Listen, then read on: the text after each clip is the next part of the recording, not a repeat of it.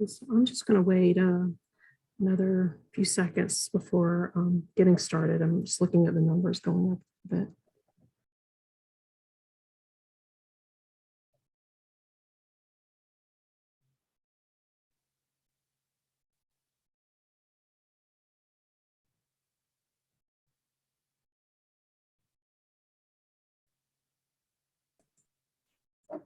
Okay, so we'll go ahead and get started. So thank you for joining us for this session. I'm Diane Smothers. I'm a member of the steering committee for CALM, and I'll be moderating the session. I am pleased to welcome our presenters, Quinn Manwiller and Kiyomi Deards, and presenting the session, Creating an Inclusive and Accessible Culture. Before we get started, I want to go over a few items. This session is being recorded and captions are available during the session. So you can click on the live CC button at the bottom of your screen of your Zoom window. So our captioner is, I can't read the name, but we do have a captioner, Joseph Lang. Captioner is Joseph Lang. Thank you very much. Joseph Lang, thank you so much. The Q&A feature is available if you have any presentation questions, and there'll be some time at the end of the presentation to ask questions. Use the chat for any general comments or technical issues, and thank you to Shanti for monitoring the chat. Shanti will also be putting some links into the chat. One is for collaborative resource sharing, and you can share into this recommended resource documents that will be posted later. Due to Google documentation limitations, we do ask that you close out this document after you've added a resource. And then the next link that will be posted is our code of conduct. So thank you again to our presenters who will go ahead and start. Thank you, Diane. Hello and welcome to Creating an Inclusive and Accessible Culture, Supportive Management for People with Disabilities. Today, you will hear from disabled academic librarians about the ways you as an academic library manager can be inclusive and supportive of your disabled library workers. We strongly encourage you to read the companion resource we recommended for this presentation, an article titled, "It is Time to Address Ableism in Academia, a systemic review of the experiences and impact of ableism among faculty and staff." This article was just published this year and includes multiple studies of academic library workers. It's open access, and we'll drop a link in the chat. We've also created a Google Drive folder with a copy of our slides and script, as well as a resource document available at tinyurl.com/supportdisabilitieslibcom. My name is Quinn Manwiller. My pronouns are she, her, hers, and I'm the education librarian at Westchester University. I'm also chronically ill and invisibly disabled. I live with a number of illnesses, primarily hypermobility Ehlers-Danlos syndrome, though I appear perfectly healthy to most people. My disability impacts my experience in libraries as an employee and patron, as well as in being an advocate for LIS workers with disabilities. You can reach me via email or on Twitter at librarianKQM. Unfortunately, our co-presenter, Sammy Peter, was unexpectedly unable to make it to the conference this week. We want to thank her for her work she put in to help us prepare our presentation and her expertise on universal design. My name is Kiyomi Deards, and my pronouns are she, her, hers. I am the liaison librarian for most of the physical science departments at the University of Nebraska-Lincoln, and I'm also chronically ill and invisibly disabled. I live with several illnesses, including severe asthma and an undifferentiated disorder of connective tissue, which is just a fancy way of saying they know that it's an autoimmune disease causing arthritis and lupus-like issues, but they haven't identified the specific disease, which I have. I also have extremely sensitive hearing, making everyday activities like going to a movie theater or listening to loud music painful. My disabilities impact my experience as an employee in the libraries and the broader university community, and it informs my advocacy of more inclusive practices within the libraries and the university. You can reach me via email or on Twitter at KiyomiD. Before we dig in, we want to pause and acknowledge the COM 2022 General Land Acknowledgement. Within the conference's list of resources, we think it prudent for our discussion to highlight the Native American Disability Law Center, which is an organization focused on protecting the legal rights of Native Americans with disabilities. The CDC reports that 2 in 5 Native Americans and Alaskans live with a disability, and as such live at the intersection of marginalization. We strongly encourage you to check out the Native American Disability Law Center, and we'll add a link to the chat with how you can support this organization. Our goals for today are to ensure you understand the legalities surrounding disability inclusion in the workplace, help you devise strategies for supporting employees with disabilities, and encourage you to assess how universal design and equity training can create a supportive environment and culture for all library workers. To begin building an inclusive and accessible library culture, you must first have a working understanding of the civil rights afforded to disabled people in the workplace. In the United States, disability is a protected class under the Americans with Disability Act, which provides a qualifying definition of disability. Quote, the ADA defines a person with a disability as a person who has a physical or mental impairment that substantially limits one or more major life activity. This includes people who have a record of such an impairment, even if they do not currently have a disability. The ADA Amendments Act of 2008 emphasizes that this definition should be interpreted in the broadest terms possible. This encompasses physical impairments that impact areas of the body, such as neurological, musculoskeletal, immune, digestive, or endocrine systems, plus any mental or cognitive disorder like intellectual disabilities, learning disorders, or mental illnesses. The legal protection goes far beyond our cultural stereotypes of disability to include asthma, cancer, diabetes, epilepsy, heart disease, migraines, complications from pregnancy, thyroid gland disorders, and more.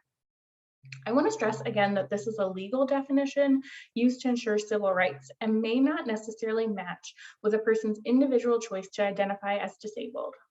A person may meet these qualifications, having an impairment that limits one or more major life activity, and not identify as being disabled or feel they are impaired enough to be considered disabled. It's a highly personalized choice and a whole area of study within disability studies. However, even a person who does not identify as disabled still is afforded these protections under the ADA. As I mentioned, disability affects many more people than fits into our stereotypical understanding of it. The CDC estimates 1 in 4, or 26% of American adults, live with at least one disability, making disabled individuals one of the largest marginalized communities in our country.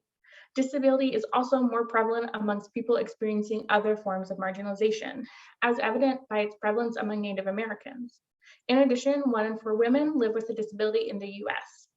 For a profession that is roughly 80% women, that could mean 20% or more of librarians experience disability. Unfortunately, employment is often out of reach for disabled folks. Only 19.1% of Americans with disabilities were employed in 2021. And ALA reports only 2.9% of members self-identifying as disabled in their demographic study. It isn't entirely clear how representative that number is of the profession, considering many librarians aren't ALA members, and not everyone who legally qualifies as having a disability identifies as disabled. For example, in Burns and Green's study of 500 academic librarians with mental illness, only 8% of respondents identified as having a disability. ALA's demographic study only asks, do you have a disability, without defining disability, likely leaving out many who experience chronic or mental illness.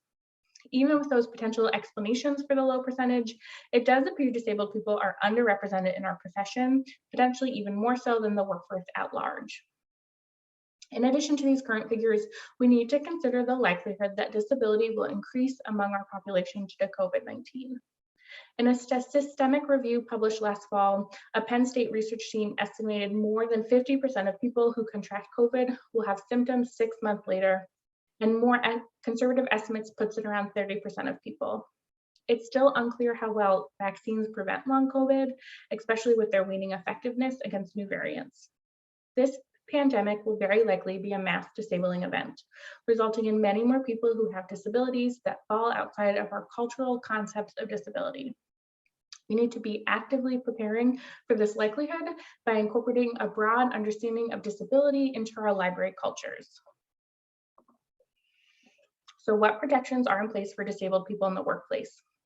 The ADA is written to protect employees with disabilities that complete essential job duties with or without reasonable accommodations, which we explain a bit more in the next slide. The ADA protects disabled workers from discriminations in all aspects of employment, including the hiring process. It also requires that workplaces institute accommodations to adapt job duties or the work environment so disabled workers can complete their required duties. Lastly, the ADA ensures confidentiality from employers. We'll mention this a few times today because it's very important for you to know as managers. You are not allowed to share or discuss the nature of someone's disability or accommodation with anyone other than the individual themselves or human resources if applicable. And by not allowed, I mean legally prohibited from doing so. Ensuring confidentiality requires active effort on your part as a supervisor. Even if your employee is open with you about their disability, you must be very careful to only talk to them about it alone. For example, I had a past supervisor who was extremely supportive of me as I went through a number of health challenges. Unfortunately, she would bring it up in group settings, like during staff meetings when everyone was virtual early in the pandemic. She made a few offhand comments expressing concern at my risk for illness.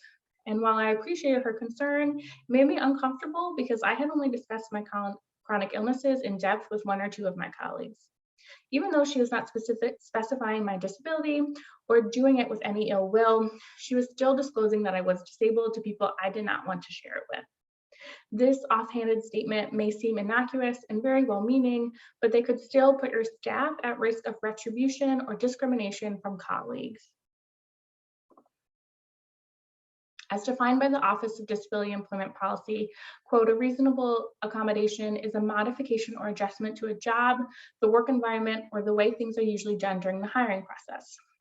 These are things that change the job tasks, providing reserved parking, improving accessibility in a work area, like through seating or spacing, providing or adjusting a product, equipment, or software, allowing a flexible work schedule like remote work, providing an aid or service like closed captioning, or reassigning to a vacant position. I highly recommend the Jobs Accommodation Network, askjan.org, which is linked in our resources for detailed descriptions of accommodations for different needs.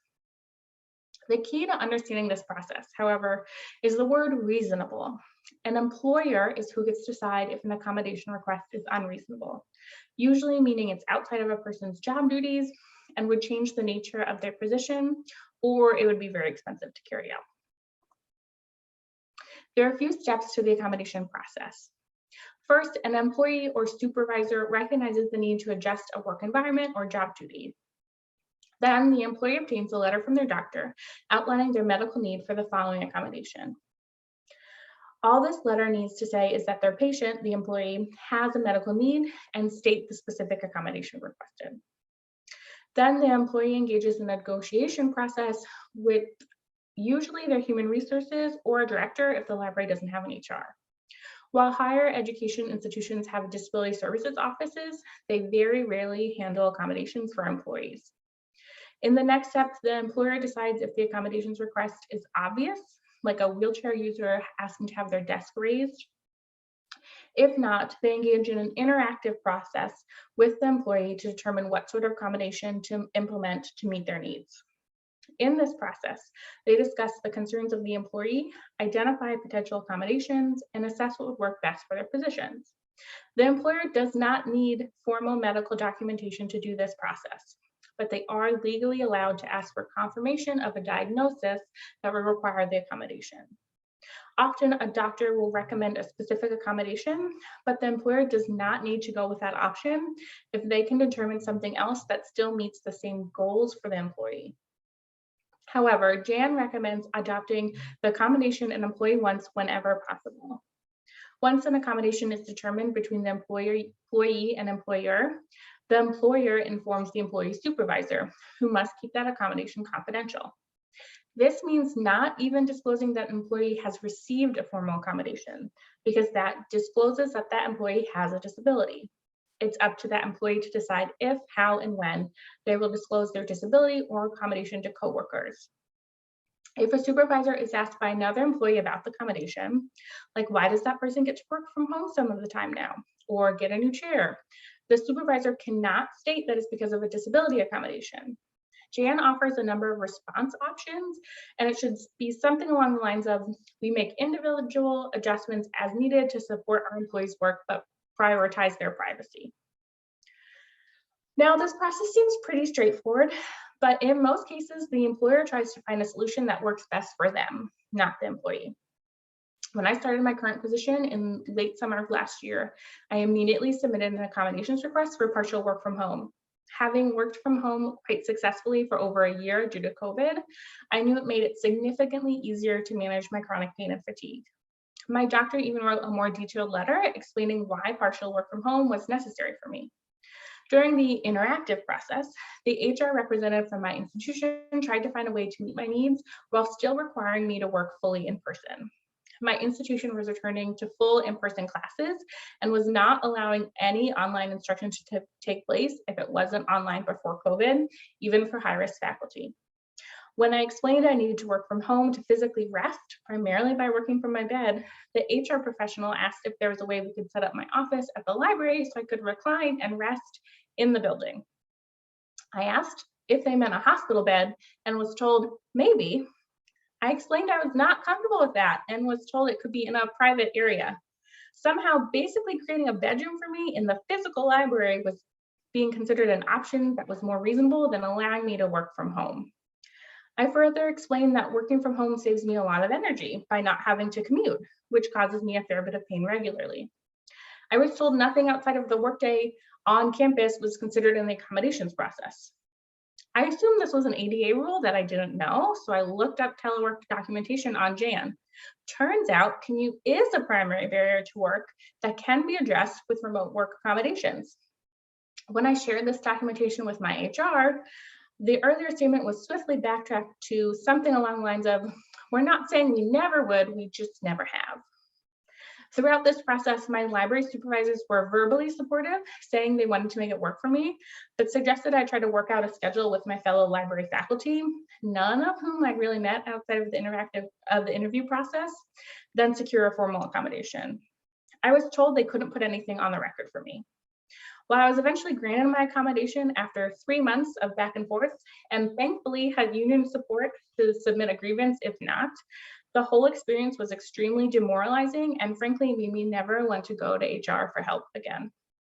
Even though the accommodations process looks straightforward when it's laid out on our presentation slide, it is very difficult to navigate and often does not center the best interests of disabled employees. As such, there are a number of barriers to receiving accommodations for disabled library workers. The accommodations process should help close the employment gap for people with disabilities. But in reality, they do literally close that gap. A 2019 study found that only 15.4% of people with disabilities surveyed sought accommodations. Many people, including those with disabilities, are unfamiliar with the process as a whole and might not know what to ask for or if they even qualify for assistance. This process is rarely explained, if not specifically sought out. For example, I've never seen it explained in an onboarding human resources process. And as shown in my personal experience with the accommodations process, human resources wants only what is easiest and most beneficial for their institution more times than not what is actually best for the employee. The vast majority of academic library workers would go through an institutional human resources for formal accommodations and have to work with a system who's there to protect their employer and not them. In addition to the difficulty inherent in the process, accommodations put employees with disabilities in very precarious situations. It requires disclosure of disability to some degree. Disclosure is an extremely personal decision and many fear retribution or discrimination if they disclose. Library workers may not feel safe enough in their place of work to disclose that they have a disability, even if they would benefit from having accommodations. Receiving accommodations also opens workers up for social and professional repercussions from supervisors or colleagues who perceive their accommodations as special treatment or do not believe the disabled employee needs them. If you're interested in learning more about how badly this process can go in an academic article, I highly recommend JJ Bianchi's article, The Impact of Disbelief on Being a Library Employee with a Disability. The number one thing I hope you take away from this discussion on the ADA is that it's the floor and accessibility is the ceiling. The ADA is the bare minimum legally required by law, and yet libraries often tout ADA compliance as a sign of equity and inclusion. But it often doesn't mean equal access for disabled workers. The accommodations process is designed to put the burden on the employee to figure out how it works, approach their supervisor or human resources to initiate it, and manage the potential fallout among their colleagues if they receive accommodations. Since the system created to provide inclusion for disabled workers is inherently flawed, library managers must actively work to provide inclusion and support in other ways for library employees. Yes, you need to understand the protections required under the ADA, but you must also recognize that you have to go beyond the bare minimum if you want to create an accessible workplace. Right. So while policies and laws are useful, the most important thing is to strategically support employees with disabilities. So next we'll talk about specific strategies to do this. I want to start with a quote. Disabled people shouldn't only be expected to access services or offers with words disabled, disability, and inclusive in them. Disabled people should be able to access whatever they want. That's what we should be working towards. This was written by Ben Andrews on Twitter in August of 2021. I chose this quote because it reflects my personal frustrations and my hopes for the future. While it is true that there are some things I'll never be able to access in the same way as others due to my disabilities, it's frustrating when my access to spaces and information is limited because no one took the time to consider that everyone may not be able to attend in person, or that having scented soaps and air fresheners in bathrooms and other public workspaces can make a space inaccessible to people like me. As respiratory issues increase due to COVID-19, the number of people who have issues with scented soaps and air fresheners will likely increase as well. So if you remember nothing else from this section, please use these principles to guide your work supporting individuals with disabilities. Be knowledgeable and compassionate. Educate yourself so that you have a basic understanding of your institutional policy and what disability inclusion looks like. Always listen calmly with no signs of negativity. This means no frowning, no judgmental language, no accusations or questioning whether the person really needs what they are asking for. You may think that this advice is obvious, but over the years, I have been open about my own disabilities. I have heard from many individuals whose supervisors reacted poorly to their request for accommodation before they even bothered to hear what the person was asking for. These poor reactions have ranged from insisting that the person was lying and did not really know what they were asking for, to shouting at the person that only HR could help them and refusing to speak with them. Believe employees and demonstrate care and confidentiality. Trust that the person is telling you the truth. No one wants to beg and plead to be able to do their job. Pause and think about how you would want someone to react if you, a close friend or relative, needed the same consideration in order to do their job. Remember, confidentiality means you cannot share information about the person's circumstances with others. What you should share is any new workflows if job duties have been redistributed or changed, even temporarily, so that people know who to contact. If you don't do this, it causes others to resent the employee for not doing what is perceived as their job or being non-responsive when they are out, even though the person being accommodated is not responsible for the work that has been shifted. Remember, other people don't need to know why workflows have changed. They just need to know what the current workflow is. There are many challenges to living with a disability. It's stressful. Many conditions are dynamic and always changing.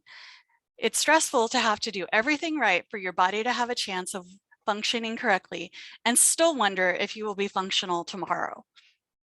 What needs to be done to stay functional can also shift rapidly depending on a person's conditions, adding an additional layer of complexity. It's expensive. Medical debt is the leading cause of bankruptcy in the United States. It is estimated that medical debt contributes anywhere from 52% of bankruptcies by the National Consumer Law Center's data from 2019 to up to 66.5% in a study published that same year by the American Journal of Public Health. It's painful and it's boring. Continuous or extremely painful episodes can make some tasks impossible in the short or long term. As an example, when I have a migraine, and I am fortunate, I get 3 different types of migraines. Any noise, even the sound of my own heart beating, can be unbearably loud. And when added to light sensitivity, I end up laying in a dark room with nothing to distract myself. I would rather be working. It's time consuming. Staying healthy can take an immense amount of time for someone who's disabled. Since starting my current job in 2010, I've had surgery 3 times and gone to physical and occupational therapy multiple times. The last time I went to physical therapy, it took me 9 months. And fortunately, I was able to move from guided physical therapy to fully at-home exercises a month before COVID-19 started. If I don't do my stretches and exercises, my connective tissue locks up, causing me to lose mobility in my back, arms, and hands. This causes me to have problems writing. I start constantly dropping things, and I suffer from excruciating pain when trying to write more than 1 or 2 sentences. If I overwork or short myself on sleep, I become ill within a minimum of 3 days. So I can't be a workaholic or guarantee that I can cover something unplanned. But people also develop strengths as part of learning to manage their disabilities. In order to manage a disability successfully, you have to learn to creatively solve problems, to communicate effectively with a wide variety of medical providers and insurance providers. You develop excellent time management skills so that you can get things done when you can. Not knowing when you will be able to work also tends to improve one's ability to focus on a task in order to get it done on time. In order to evaluate what is and is not working with regards to scheduling, treatment, mental state, work-life balance, individuals must develop the ability to be self-reflective and to prioritize what is and is not the most important in the moment. And please remember that priority means that there is only one thing that's the most important. As we stated earlier, it is important to ensure confidentiality. Respect individuals' right to privacy. You have a right to know what accommodation someone wants, but not their specific condition. If someone chooses to disclose their personal circumstances to you, get explicit permission from them before you share this information with others. We know it can be tempting to confide in your supervisor, HR, or others when figuring out how to accommodate someone, but it is important to remember that even if someone chooses to disclose the details of their personal circumstances with you, that does not give you the right to share those detailed circumstances with anyone else. You should only be sharing what accommodation is requested with HR or the equivalent decision-making body at your institution. The choice to share or not is the individual's, and you should not be asking or pressuring them to share their detailed circumstances with anyone. So let's go over some basic steps on how to contact someone that you feel is struggling. Explain you've noticed that they may be having issues and ask what might help them. If you can authorize an accommodation yourself, do so. If not, talk them through the accommodation process. And remember confidentiality. Don't pry into their issues. Don't force them to share, and let them decide if they want assistance. Next, we'll go over the specific knowledge and actions you should take to help anyone through the accommodation process. So, how to support accommodations. This slide lists the minimum information you should know and the minimum actions you should take as a supervisor to support someone during the accommodation process. At the very least, you need to be able to explain ADA and FMLA and know how to find the paperwork for accommodations and provide individuals with the link to the document or documents that are relevant for your organization. If you can't authorize what they want on your own, walk them through what needs to be done and offer to meet with Disability Services, HR, or whoever they want or need to meet with at your organization. Actionable support can include sharing resources to help them understand the accommodation process and providing examples of what types of accommodations exist. Keep in mind that many individuals may not know what they can ask for. You can also suggest that if they are seeing a doctor or a therapist, that they talk with their medical provider about what accommodations would help them to do their job. It's always important to pause and think. Is it something you can do on your own? Do you need to go through HR or Disability Services? If you can authorize what the person needs without asking permission from others, do so. For example, many people can authorize the purchase of a special lamp, ergonomic supports, computer software for the visually impaired, or installation of a ramp. Other common accommodations include starting work earlier or later, the ability to attend meetings virtually, working from home full-time or part-time, and hiring a sign language translator for meetings. Everyone is unique and needs an individualized accommodation plan. If someone wants to go through HR Disability Services, let them. It is their choice how formal they want their accommodation to be. A person may choose to pursue a formal accommodation from their organization in order to guard against an unexpected change in supervisor so that their accommodation approval is on record. Additionally, if someone eventually needs to pursue disability benefits, showing a history of progressive health issues and accommodation will help them prove their eligibility for disability benefits. Supporting workers with disabilities is just as important as supporting patrons with disabilities. But I found it very difficult to get organizations, including my own library and the university that I work for, to consistently support workers with disabilities at professional development and internal social events. Not providing this support makes it impossible for employees with disabilities to fully participate, which can lead to misconceptions that the individual is not engaged, when in reality, it's the organization that has made it impossible for them to engage as fully as their coworkers. So here's some reminders about how to support workers with disabilities at events. Is there the option to sit or stand? Some people can only sit and some people can only stand for long periods of time. Does your sign-up form ask if someone needs an accommodation? Do you contact those who request accommodations ahead of time and tell them what accommodation will be provided? If you don't, many of these people will not come. Is food being provided? Did you ask about dietary restrictions? This includes food allergies, and are you respecting them? This is a particularly frustrating thing. I've seen many people leave events in the libraries and at the university because they were asked about their dietary restrictions, and then their dietary restrictions were not accommodated, which meant they had to go elsewhere, buy their own food at an event where food was provided, and they chose not to return because they were disrespected in that manner. Is transcription or sign language interpretation available? If someone needs these, it's very important to tell them if you're providing it or not, so they can make their own decision about whether it's worth their time to attend your event. And are materials, websites, and recordings accessible? If you're making materials available outside of the event or after, you want to make them as accessible as possible.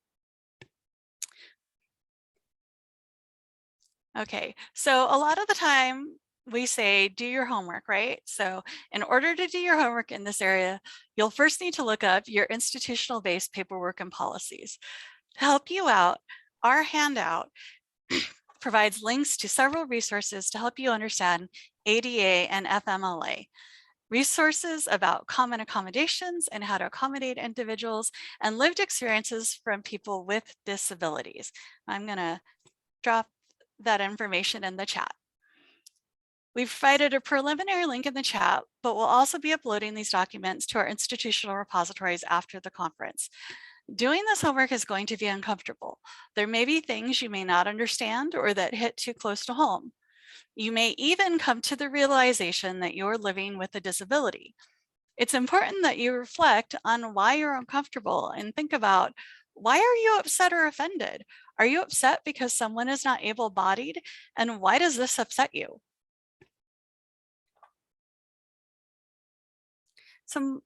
Here's some more ways to support workers with disabilities.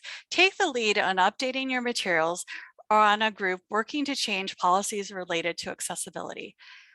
Ask for advice when you need it, but don't assume someone wants to represent all individuals with disabilities. Invite people with disabilities to join your work, but allow them to set the terms of their engagement. They may not want to be involved. They may only want to provide feedback or only provide suggestions on where to start. They may not have the time to be involved without giving up some of their existing work duties. If that's the case, try and find some way to redistribute their duties so they can participate in this important work. But most of all, believe people's lived experience and statement of need. Remember, no one wants to justify who they are. People who insist they are owed an explanation because they don't understand cause psychological harm and long-term trauma. Focus on active listening and helping to meet the person's needs, not your own understanding of their circumstances. In addition to strategies for individual employees, academic library managers can create inclusive cultures in their libraries by utilizing universal design. Universal design is often talked about as an accommodation. However, utilizing universal design improves the experience of spaces and materials for all individuals. To start, let's define universal design. Universal design is the design and composition of an environment so that it can be accessed, understood, and used to the greatest extent possible by all people, regardless of their age, size, ability, or disability. And this is from the National Disability Authority from 2020. The phrase universal design was coined by Ronald Mace from the Center for Universal Design at North Carolina State University. He said, "The design of products and environments to be usable by all people to the greatest extent possible without the need for adaptation or specialized design." At its heart, universal design is about making things usable to as many people as possible from the beginning of the design phase, instead of having to go back and revise what has been created every time someone with a different ability or disability wants to engage with a product or environment. As librarians, you are probably most familiar with Universal Design for Learning, or UDL. For those who are not familiar, UDL is focused on teaching and learning and has three core features: multiple means of engagement, the why of learning; multiple means of representation, the what of learning; and multiple means of action and expression, the how of learning. Different students will be best engaged with different means of engaging with learning materials and content, and ways to judge learning should be customizable to the needs of the learner. For example, multiple means for content representation, action, and expression include, but are not limited to, audio, video, oral, written, and visual. Universal design in physical spaces and UDL in the classroom are most well known, but how can we apply universal design to our workplace cultures? The Disability Resource Center at the University of Arizona outlines 3 principles of UD in the workplace that somewhat mirror UDL: flexibility in how work is performed, when work is performed, and where work is performed. How work is performed provides options in the physicality of work, like having employees have the option to sit at the circulation desk or check in titles and organize them on a cart while someone else is in charge of putting them back on the shelves. While libraries obviously need coverage for specific hours, there is still plenty of opportunity for flexibility in when work is performed. Outside of scheduled desk shifts, you can get rid of the watch the clock mentality prevalent in many libraries. At my institution, library faculty generally start anywhere between 7:30 and 9:30 a.m. The when also includes things like longer or more frequent breaks and options for shorter work weeks with longer days. Lastly, flexibility in where work is performed is becoming much easier since COVID demonstrated library workers can successfully work from home. Remote work is far more accessible to many disabled folks than in-person work. So allowing all employees some remote options makes your workplace culture as a whole more accessible. You can also provide flexibility in where work is performed within the library if your building allows. Some folks may need or work better in a private enclosed office, or while others do better in more collaborative open areas. And these principles should be applied to all library workers. So the needs for an accommodation so an employee might not actually need an accommodation if they have a flexible work environment. In addition to the principles of flexibility in the workplace, library managers can adopt universal design in their institutional cultures in a few ways. The first, which Kiyomi mentioned, is to make small accommodations where possible without requiring employees go through the formal accommodation process. Things like purchasing chairs or standing desks, allowing flexibility in dress code, and ensuring effective lighting or allowing employees to adjust their lighting in their spaces. By incorporating small accommodations wherever possible, you can better support all your employees and ease the burden placed on disabled employees through the formal accommodations work process. However, in-house accommodations should not be pushed over formal accommodations if the employee wishes to have their accommodation on the record, so to speak. Offering them outside of HR allows library workers to decide what they feel most comfortable with. You can also incorporate principles of universal design for learning into your workplace culture through how you present information.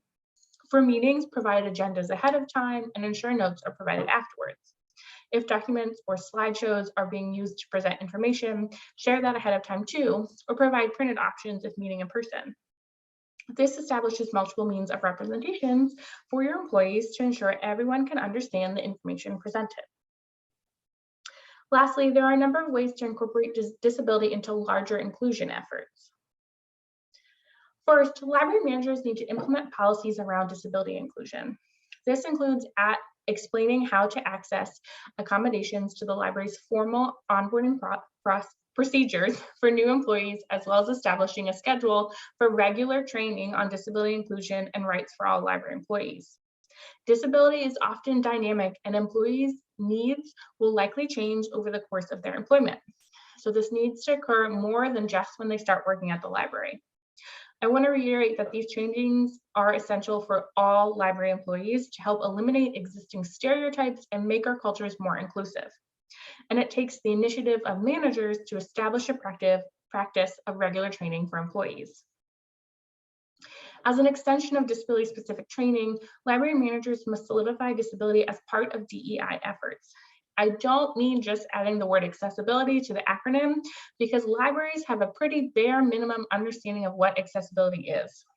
Instead, it means recognizing the way disability is its own marginalized experience that intersects with other marginalized identities, and that ableism is part of systemic oppression in the library world. Disability should be incorporated throughout DEI efforts through statements and policies, programming, displays, etc. It's also crucial that disability and accessibility policies are easily accessed for both patrons and staff. I highly recommend having a detailed accessibility page on your website discussing your building, resources, and policies. We have an example from the University of Wyoming in our resource document. Here are some examples of equity trainings to consider when including disability as a core element of your diversity, equity, and inclusion trainings. As we have discussed, a lack of understanding about disability protections can create confusion for disabled employees and hostility from non-disabled workers. Library managers should hold trainings on the protections and processes under the ADA.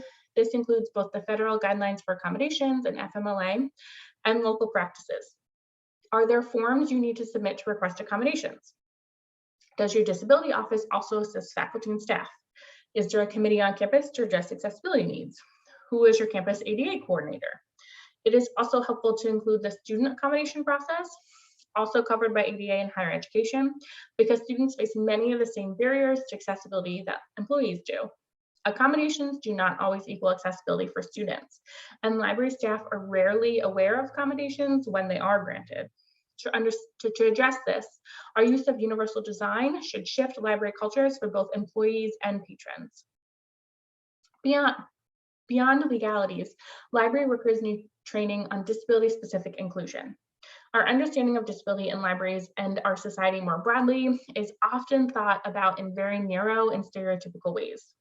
It's usually represented as something considered permanent, like being a paralyzed wheelchair user, or something that completely prevents a person from being able to work. Library accessibility efforts are often limited to these stereotypes, focusing on buildings being wheelchair accessible, web pages being usable for people with low vision, and sometimes services for targeted groups like sensory story times. Disability, however, encompasses many more lived experiences than we see represented in our profession and culture at large. It's therefore essential to incorporate topics like the diversity of disability, inclusive language, pedagogies, and technologies into our disability trainings.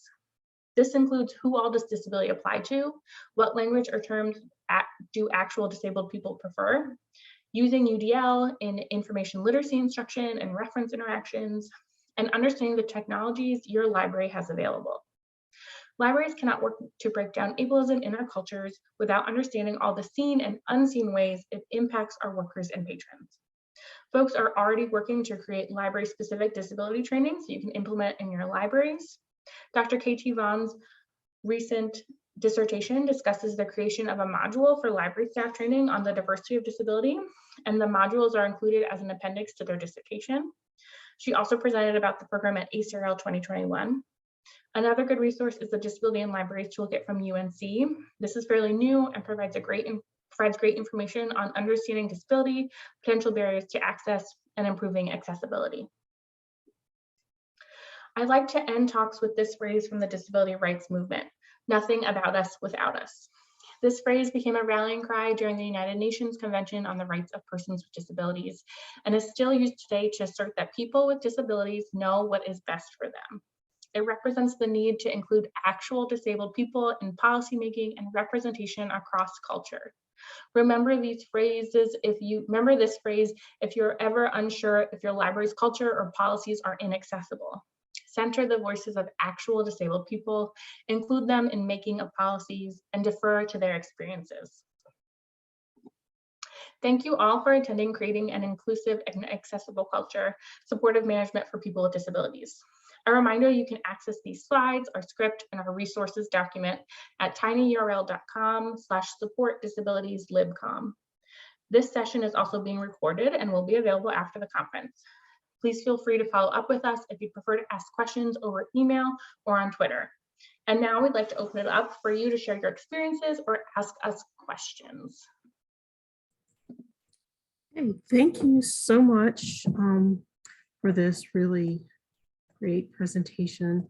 There are some questions in the Q&A, so I'll go through and ask the ones. I'm going by the ones with the most votes first. So the first question says, this is not necessarily a management question, but a personal one. So please don't feel obligated to answer. That said, I wonder if you have a preferred way to communicate your accommodation to colleagues, especially since telework is jumping around, is pretty apparent, including those in the library you may have a working relationship with and those outside the library, like on university committees. Relatedly, thank you for the sample managerial response. So I'll go and then Kiyomi, you're free to add your experience. So I'm in a pretty unique experience where so I recently started a tenure track position and my research is focused on disability and librarianship. So I had to talk on that in my interview process, and I was very open in my rounds of interviews that I am disabled and that impacts my approach to librarianship. So going into my new position, my colleagues knew that I was disabled. And while I initially looped in my department chair and let her know what was going on, and I told her that I got my accommodations granted. We were also in the process of allowing everyone, all library faculty, to work from home 1 day a week. So I did not necessarily need to announce it to everyone, but I felt comfortable doing so. So in a library faculty department meeting, I let everyone know that I had a disability accommodation granted and then I'd be working from home 2 to 3 days a week. And I very thankfully had a number of colleagues congratulate me, say that they were glad that I was able to get it worked out. But I had gone into that position with everyone knowing I was disabled. So I felt more confident in doing so. Yeah, in my case, I would say I am somewhat in a position of power because I have tenure. So I'm just very in people's face. If they're like, that's only in person, then I'm like, I can't go because I have a completely work from home accommodation. And some people will change and they'll make it possible for me to call in, and some people won't. And I mean, in your mind, that's kind of like, oh, this person gets it, and oh, this person doesn't. But I don't make any bones about it. And I talk about it, or the need to accommodate people, not just for ADA accommodations, but also like if they have family, if they're single and they need help with something, you know. I think my tactic is just to be very supportive of anybody who needs any kind of accommodation, regardless of whether it's for a medical issue, because everybody needs support to be able to do their job and to live their best life. And because I have tenure, it's a lot more secure for me to do that. Also, I'm fortunate that my supervisor is an associate dean who is a Black woman, and her family, you know, she has worked as a medical librarian. Her family has had similar issues to my family. And so working for someone who centers the conversation on caring for the employee and helping them to be able to do their work because they know that you can do good work makes a big difference. I know that's not the case for everybody, even within my library or within the campus, but I tell people that they can use my work as an example of accommodations that have worked. You know, I'm known across campus for having been around for over a decade. I have my work has a good reputation. I'm seen as a leader in certain areas. And so I think that that has helped some people to get accommodations with supervisors that might have pushed back a lot more, because then they can have them talk to my supervisor. You know, I give permission, like, let your supervisor talk to my supervisor about how it's worked for us, because it's worked very well. And I will say, if you're considering it, one of the biggest things you need to like do some evaluation about is how you think your colleagues will react. And if that's going to put you in an unsafe place, both your colleagues and your supervisor. Because if that's the case, you don't owe them anything. You don't have to do any sort of explanation. Like you if they come to you and say something, you can just say, you can talk to our department chair or our supervisor about this. It's a decision they made. You don't need to provide them anything. So you need to figure out what's going to be the best and the safest for you in your current environment. Yeah, if you don't want to disclose, you can just say that you're doing the work assigned to you at the places that are assigned to you. And that's all anybody needs to know. It's really none of their business. I will say that people who disclose, and the more you're known for disclosing, the more people will admit things to you. There's a lot more people, even if they don't, as we said, consider themselves to be disabled, but under the legal definition, you work with a lot more disabled people than you realize unless you start disclosing. And then people come out of the woodwork and you find out a lot. So the next question is, how do you ask for accommodations when your health situation is fluid and you often don't know what accommodations you might need? For example, you don't know when you're going to have a really, really rough day. So there is options like intermittent FMLA, which was talked about in a session yesterday, actually, that you can apply for so that you can use that time like sporadically. I have not done it, so I don't know all of the details, but I know there's an option under FMLA that you're able to use time not in one big chunk, but spread it out when things are really difficult.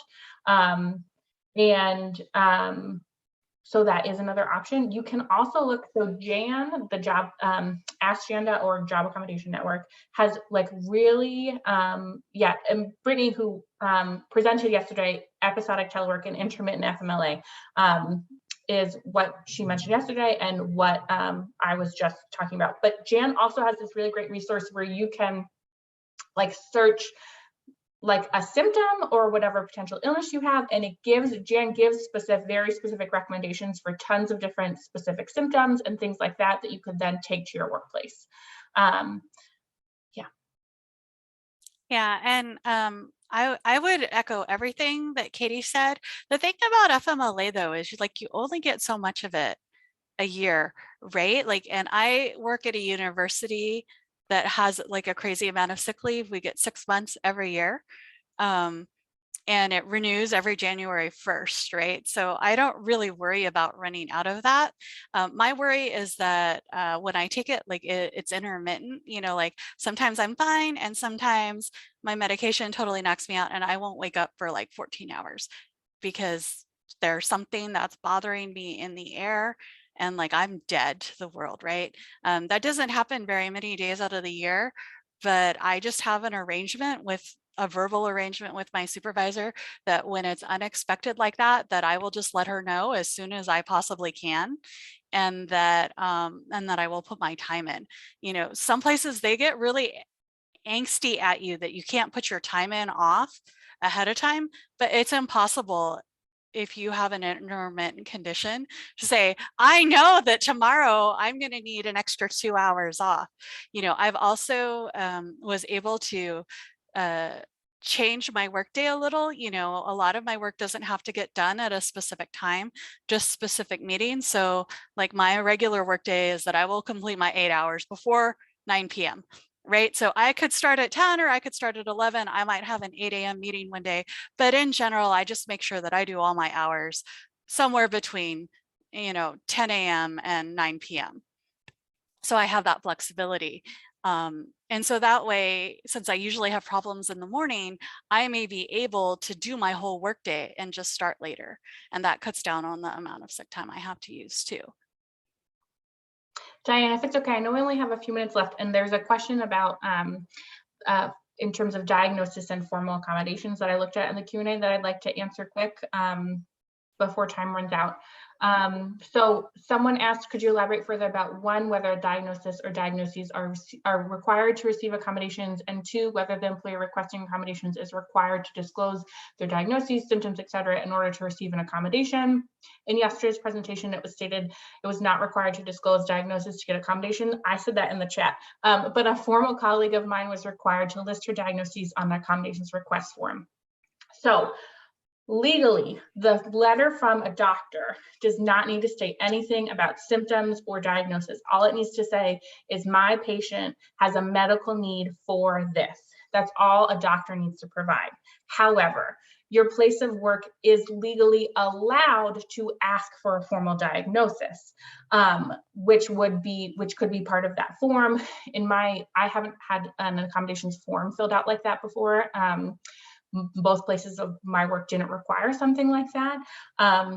But that is something that's allowed, but it is not required. It is not legally required to provide any sort of formal documentation, but the workplace is allowed to do so so that they can, as part of that like interactive process, so they can make a decision about what they think will work best. It's not very straightforward. And so the institution is allowed to do sorts of things like that for them. It's something that, since it's not required to provide an accommodation, you could try to work with your HR to not have that happen, especially for folks. Chronic illnesses take years and years to get diagnosed. My specific chronic illness is known for being rarely diagnosed. So there's going to be potential need for accommodation outside of diagnoses. Yeah, and I would also add that if you're like me and some of them like major reasons you need to be accommodated are not because of one diagnosis, but for several, sometimes your general practitioner is the best person to address any concerns about what you need or with HR to fill out their form, because other people will only speak to the one specific thing that they're treating you for. But if you're being treated for 3 or 4 things, your general practitioner who's coordinating your care could speak to that the problem is because of the interaction of all these things, not just one. I also wanted to address, someone asked about in-person only conferences limiting the accessibility for those who experience disabilities. And yes, that is a total huge barrier. Anytime something is in person only, I guarantee you it excludes people with disabilities. Maybe not everyone, but some people will not be able to travel. You know, I find traveling very difficult. I can travel, but I have to plan it very carefully. I have to schedule it. And where I stay is a huge matter. You know, it's hard for me to find hotels that will accommodate me. And, you know, I don't think that people realize that everything doesn't have to be synchronous. Like people with disabilities, yes, it would be nice if you synchronously streamed it and presented, but you know what? We would like to know the information, even if you can't do it synchronously, even if you record it and put it online accessibly, like that would still be better. Or if you, for your first year, because I know people have hotel reservations, they can't, you know, cancel without going bankrupt. Like have an online track, allow the people who cannot be there in person to present. If you do not have at least an online track, all those people who can't be there are being excluded from presenting, and that is not fair. And then they're gonna get told that they're not presenting enough. But there's only so many online only conferences. And oftentimes people need to present at certain tiers or certain types of conferences, and there's not a lot of presentation slots. So the less online presentation slots you have, the more you're limiting those people's ability to participate in the profession and to advance professionally. So I believe we are at the end of our time. So thank you again, Katie and Kiyomi, for answering these questions and for this really great presentation. Before we close out, I just want to remind everyone that there's an evaluation survey that's available to complete, and that would be really helpful for our presenters to receive some feedback. And the link to the evaluation is on SCED, and it's labeled feedback survey, and it's directly above the session description. So thank you all for attending, and I hope you've enjoyed this presentation. Thank you. Feel free to reach out to us via email if you have more questions that we didn't get to. Yes, thank you. And I just put in the chat, you know, if you're not sure and you want to talk to your doctor, focus on telling them what you're unable to do. That is really the key to getting accommodated, is all the things that your conditions are preventing you from doing and how frequently. Thank you. Take care, everybody.